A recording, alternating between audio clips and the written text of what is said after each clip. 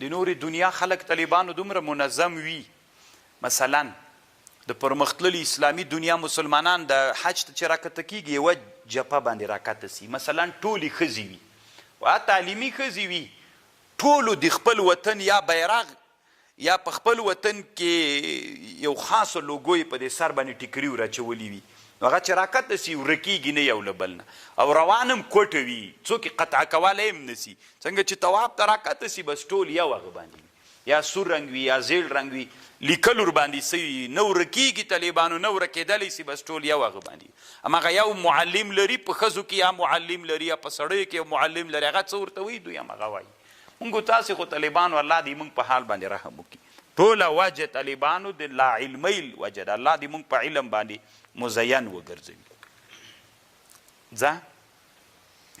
باب لا یطوف بالبیت عریان ولا یحج مشرک، طواف دې نه کوي له بیت الله نه لوت سړی، ولا یحج، او یعنی مخکې داسې عادت و چې کله به بیت الله ته د نورو وطنونو خلک راغلل بیت الله ته، نو چې رابغلل نو دوی به ویلې چې کوم کالي موږ اغوستلي دې کې موږ ګناه کړې، په دې کالیو کې موږ طواف نه کوو، داسې قمقل خلک ول. بیا به یې داسې ویلې چې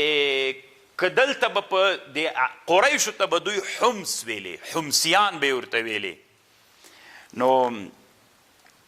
هغوی کې به که خپلوان درلودل نو هغوی به کالي ورکړل، په هغه کالیو کې به دوی ته، او که څوک به یې شناخته نه درلودل زتې به یې کمیس و پرتوګ وویستله بیت الله نه به یې لوڅ طواف کو. نو نبی علیه السلام بیا یو کال د حجة الوداع نه مخکې ابوبکر صدیق صاحب راولیږه د حج دپاره، او علي رضی الله عنه اعلان یې وکړ الله یطوف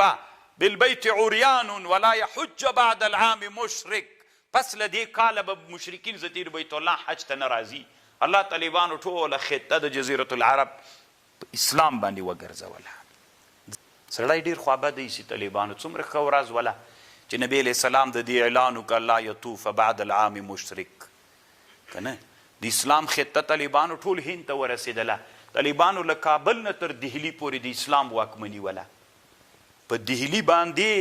900 کاله د مسلمانانو واکمني وله. ګوره تاسې به له کابل نه چې روان سره تر دهلي پورې بتلېږي، چا پلار هم څه نسو درته ویللی. نن مسلمان داسې خوشحاله ده وایي ما فتحه کړې ده. ته دې باندې ځان سره فکر وکړه، پلار دې نن دهلي ته تللی سي، تا دا فکر ځان سره سته که نه چې په دهلي باندې نن د کفر واکمني د 900 کاله د اسلام واکمني وله څنګه به کېږي، بیرته به دغو مسلمانانو فکریه څنګه کېږي. زه طالبانو چې دهلي ته لاړم د مسلمانانو داسې نازک حالت و، صرف د جمعې مونځ یې کو، نور په مانځه باندې ډېر کم دا خپله د دهلي په منځ کې یو لوی جومات ته سور مسجد ورته وایي، دې طالبانو مسلمانان بیخي مانځه ته راتلل نه، مسلمانان ورځ تر بلې نه اسلام په ضعیفه کېدلو کې ده، ځکه اسلام خو داسې ده لکه اور چې سکروټې تازه ساتي. د علماو داعیان دوی به طالبانو اور لکه پوکوي چې تازه به یې ساتي، داعیان نشته ده. هغه داعیان چې د جماعت دعوه او تبلیغ د طالبانو چې ته دهلي ته لاړ سي او د ابوالحسن علي الندوي رحمه الله دا کتاب راواخلي